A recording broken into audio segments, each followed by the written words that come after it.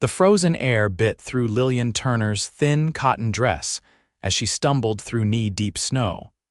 Her fingers numb and blue, her vision blurring with each labored breath that crystallized before her. The stagecoach had left her behind at this desolate outpost after the argument with that horrible man who'd claimed to be her fiancé, a man she'd never agreed to marry. Colorado Territory, 1871, was unforgiving in December. Night was falling, and Lillian knew she wouldn't survive until morning without shelter. The small trading post she'd been abandoned at had been shuttered for winter, its owner long gone to Denver until spring thaw. Her trunk with all her possessions remained on that eastbound stagecoach, along with the man who'd promised her dying father to take care of her but clearly had other intentions. She pressed on through the deepening snow, following what she hoped was the path to the next town. Her city shoes, practical enough for Philadelphia's cobblestone streets, were worthless against the mountain wilderness. The tears that streaked her cheeks froze almost instantly. Lillian had never felt so utterly alone. When she stumbled and fell for the third time, her strength finally gave out. She curled against the base of a pine tree, tucking her hands into her armpits in a futile attempt to warm them. Perhaps she could rest just a moment before continuing. Just a moment. The rhythmic crunch of hooves breaking through snow reached her ears. Lillian forced her eyes open, unsure if she'd been dreaming or if death had come for her in the form of some wild creature. Instead, a massive chestnut horse emerged from between the trees, its rider a broad-shouldered figure silhouetted against the purple twilight sky. "Hello there." A deep voice called out. "You all right, miss?" Lillian tried to respond, but her voice caught in her frozen throat. She could only watch as the rider dismounted in one fluid motion and approached, his spurs jingling with each step. As he drew closer, she could make out his features beneath a well-worn Stetson's strong jawline dusted with stubble, clear gray eyes that widened when he saw her condition. "Good Lord, you're half frozen." He rushed the last few steps, kneeling beside her in the snow. "What in tarnation are you doing out here alone?" Since stagecoach, Lillian managed to stammer through chattering teeth. Without hesitation, the man shrugged out of his heavy sheepskin coat and wrapped it around her shoulders. The warmth of it, still holding his body heat, felt like salvation itself. The coat smelled of leather, wood smoke, and something uniquely masculine that Lillian found oddly comforting. "Name's Wyatt Harrington," he said, his voice gentle as he helped her to her feet. "Ranch is about 3 miles from here. Can you ride?" Lillian nodded weakly, though she'd never been on a horse in her life. "Lillian Turner," she whispered. With strength that seemed effortless, Wyatt lifted her onto his horse, then swung up behind her. One arm circled her waist, holding her securely against his chest as he gathered the reins with his free hand. "Hold on, Miss Turner," he murmured, his breath warm against her ear. "I've got you now." As the horse moved forward, Lillian felt something beyond the physical warmth spreading through her body, a feeling of safety she hadn't experienced since, before her father's illness. She didn't know this cowboy, this Wyatt Harrington, but something in his steady presence made her believe that perhaps, just perhaps, her luck had finally changed. The ranch house appeared as a golden glow of lamplight cutting through the darkness. It wasn't grand, a simple log structure with smoke curling from the stone chimney, but to Lillian, it looked like heaven itself. "Martha," Wyatt called as they approached. An older woman appeared at the door, her expression shifting from curiosity to alarm. "Wyatt, who's this poor soul?" "Found her half frozen by Jenkins Creek. Stagecoach trouble from what I gather," Wyatt explained as he dismounted, then reached up to help Lillian down. Her legs buckled beneath her, and he caught her easily, lifting her into his arms. "Land's sake, bring her inside." "I'll heat some broth," Martha said, bustling back into the house. The warmth inside hit Lillian like a physical force. Wyatt carried her to a chair near the crackling fireplace, still wrapped in his coat. "Martha's been our housekeeper since I was knee-high," he explained. Best cook in Colorado territory and handier with home remedies than most doctors. Lillian nodded, unable to take her eyes from the dancing flames. The numbness in her extremities was giving way to painful tingling as circulation returned. Martha returned with a steaming mug that she pressed into Lillian's trembling hands. "Drink this, child, slowly now." The broth was rich and savory, warming Lillian from the inside out. As she sipped, Wyatt pulled up a chair opposite her. "Now then," he said gently, "might I ask what brings a young woman like yourself to be abandoned in the wilderness in December?" Lillian lowered the mug, shame and anger warring within her. "My father passed 6 months ago." His business partner, Mr. Redding, claimed father had arranged for me to marry him in exchange for settling father's debts. Her voice strengthened with indignation. "It was a lie. Father would never, of course not," Wyatt agreed, his expression darkening. "I refused him repeatedly, but he insisted on escorting me west, claiming he had business in Denver. On the stagecoach he became." Lillian swallowed hard. "Insistent. When I threatened to scream, he told the driver I was hysterical and had me put off at that abandoned trading post." Martha made a sound of outrage. "The devil himself wouldn't treat a dog so." "Where were you headed?" Wyatt asked. "My aunt lives in Sacramento, father's sister. I was trying to reach her," Lillian explained. "But Mr. Redding kept my trunk with all my possessions, including father's letters with her address." Wyatt and Martha exchanged glances. "Well," he said finally, "you're welcome to stay here until we sort this out. The ranch isn't fancy, but it's warm and safe." "I couldn't impose nonsense," Martha interrupted. "It's Christian charity, nothing more. Besides, winter's set in now. Travel will be difficult until spring." Lillian felt tears welling in her eyes. "I can work. I can cook and clean," and Wyatt held up a hand. "We'll discuss all that tomorrow. For now, you need rest. Martha, is the spare room ready?" "I'll see to it right now," Martha said, heading toward a hallway off the main room. Left alone with Wyatt, Lillian studied him properly for the first time. He was younger than she'd initially thought, perhaps 28 or 30. His face was weathered from outdoor work, but handsome in a rugged way. His hands, resting on his knees, were calloused and strong. "Thank you," she said simply. "I believe you saved my life today." Something flickered in his gray eyes. "Anyone would have done the same." "No," she said with certainty. "Not anyone." Later, tucked into a narrow but comfortable bed in the spare room, Lillian listened to the howling wind outside and reflected on how quickly life could change. This morning, she'd been a prisoner of circumstance at the mercy of a despicable man. Tonight, she was safe, warm and somehow, despite everything, hopeful. Morning brought clear skies and brilliant sunshine that made the snow-covered landscape glitter like diamonds. Lillian woke to the smell of coffee and bacon. Martha had left clothes at the foot of her bed, simple but clean and sturdy, though a bit large. In the kitchen, she found Wyatt and Martha seated at her rough-hewn table. A younger man with features similar to Wyatt's looked up from his plate with surprise. "Our guest is awake," Martha announced. "Lillian, this is Wade, Wyatt's brother." Wade stood and nodded politely. "Madam, please call me Lillian," she said, taking the empty chair Martha indicated. "Wade helps run the ranch," Wyatt explained. "We raise cattle mostly, some horses." "Harrington Ranch isn't the biggest spread," Wade added, "but our beeves fetch good prices. Quality over quantity, Pa always said."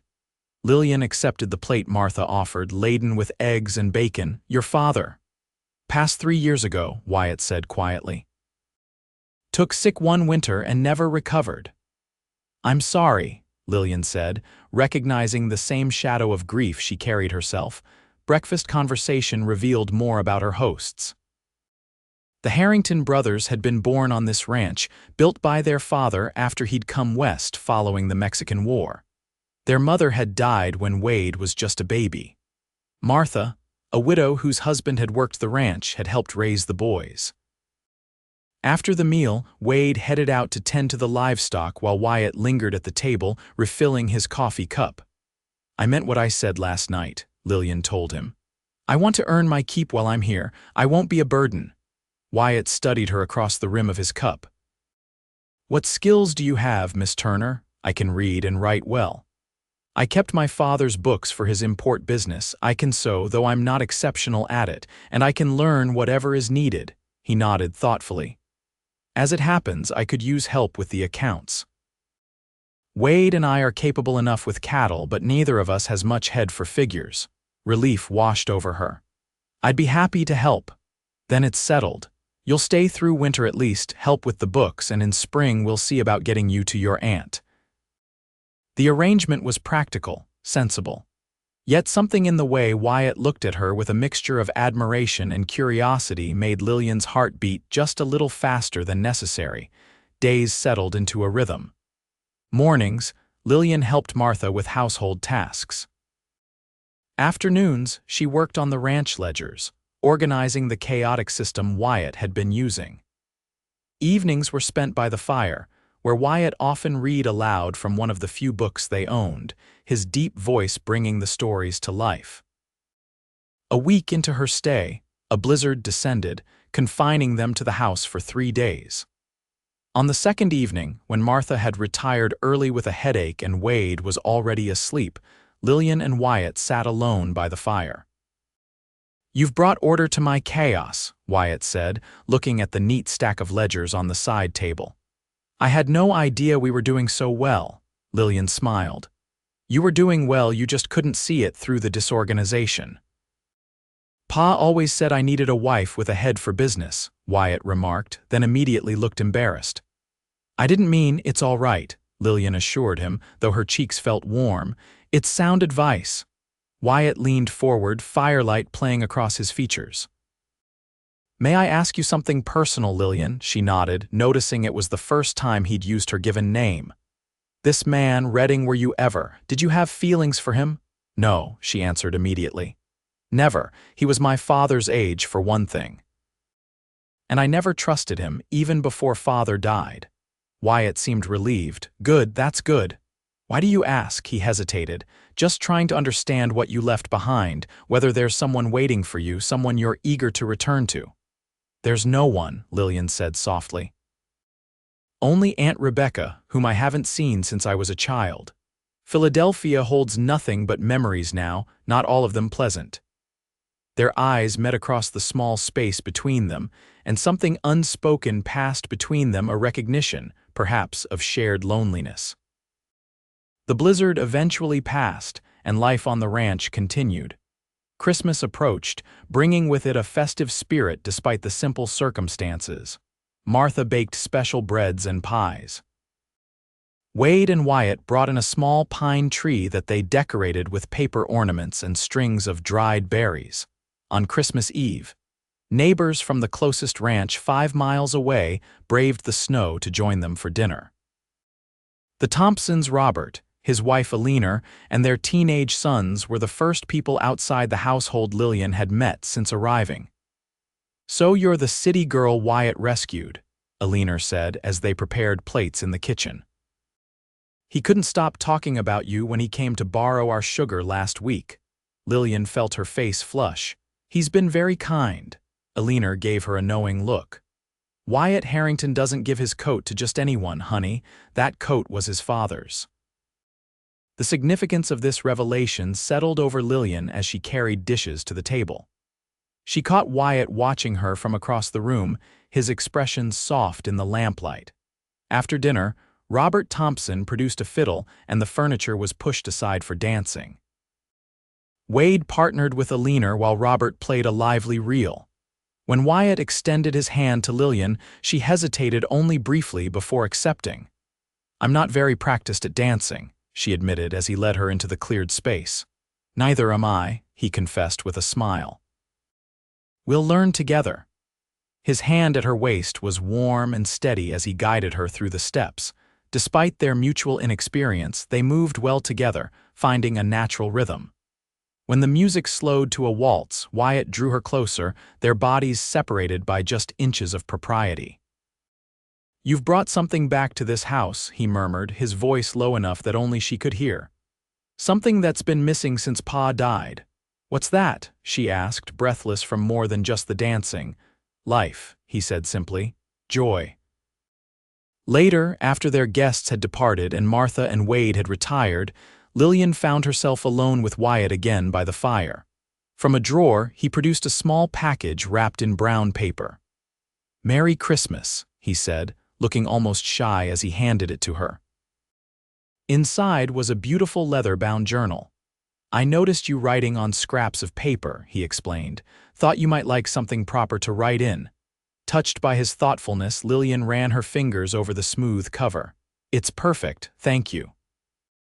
She hesitated, then added, "I'm afraid I have nothing to give you in return." Wyatt shook his head. "You've given plenty, more than you know." The days between Christmas and New Year passed in a pleasant haze. Lillian found herself watching Wyatt when he wasn't looking, admiring the strength in his shoulders as he carried firewood, the gentleness in his hands when he tended a newborn calf in the barn, the way his eyes crinkled at the corners when he smiled.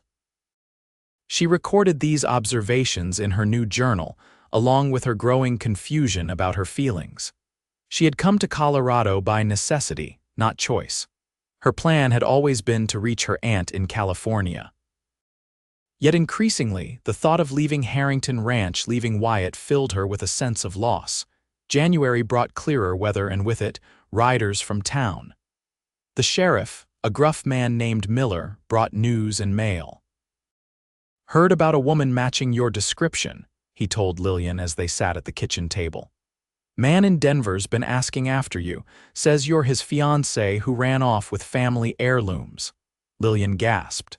"That's a lie. He abandoned me to die in the snow after I refused his advances." Wyatt's face darkened with anger. "This man's name is Redding," Sheriff Miller nodded. "Edmund Redding, claims to be a businessman from Philadelphia." "He was my father's partner," Lillian explained, "but he's no fiancé of mine, and I took nothing from him. In fact, he has all my possessions." The sheriff studied her face, then nodded slowly. "I believe you, Miss Turner. Man struck me as the slippery type. I'll send word to the Denver authorities." After the sheriff departed, Wyatt paced the room, his expression troubled. "This complicates things. If Redding's looking for you, it might not be safe for you to travel come spring." Lillian hadn't considered this. "Surely he wouldn't pursue me all the way to California." "Men like that don't like losing," Wyatt said grimly. "Especially not when their pride is wounded." That night, unable to sleep, Lillian slipped from her room and found Wyatt still awake, sitting before the dying fire. "Couldn't sleep either?" he asked as she joined him. "I keep thinking about what the sheriff said." She pulled her shawl tighter around her shoulders. "About Redding looking for me." Wyatt's jaw tightened. "I won't let him near you." The simple declaration, spoken with such certainty, made Lillian's heart race. "Wyatt, she paused, uncertain how to express what she was feeling. He turned to face her fully. "What is it, Lillian?" "I'm afraid," she admitted. "Not just of Redding, I'm afraid of what happens when spring comes." Understanding dawned in his eyes. "Because you'll leave." "Because I don't know if I want to leave anymore," she whispered. The silence between them stretched, filled with unspoken possibilities. Then Wyatt reached out, his calloused hand gently covering hers. "Then don't," he said, his voice rough with emotion. "Stay." February brought milder days interspersed with snow squalls. Wyatt and Wade spent long hours preparing for spring calving, repairing fences damaged by winter storms, and planning improvements to the ranch house. Lillian noticed these improvements seemed centered around making the house more comfortable, a new shelf for books in the sitting area, repairs to the cracked window in her room, a better cooking stove that Martha had been wanting for years.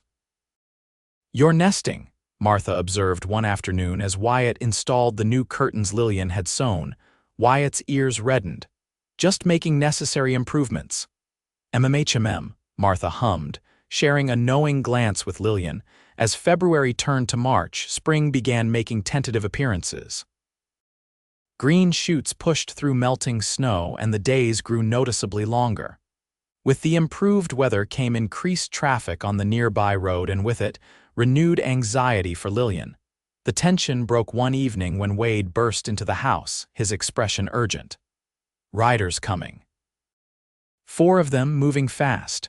Wyatt immediately reached for his rifle above the fireplace. "Take Lillian to the root cellar. Martha, go with them." "I will not," Lillian protested. "I won't hide while you face danger because of me." Before Wyatt could argue, hoofbeats approached the house. Through the window, they could see 4 mounted men in the yard. Leading them was a figure Lillian recognized immediately: Edmond Redding. "Stay inside," Wyatt instructed, his voice leaving no room for argument. He and Wade stepped onto the porch, rifles in hand but pointed downward. Through the partially open door, Lillian could hear the exchange. "Evening, gentlemen," Wyatt said, his tone deceptively casual.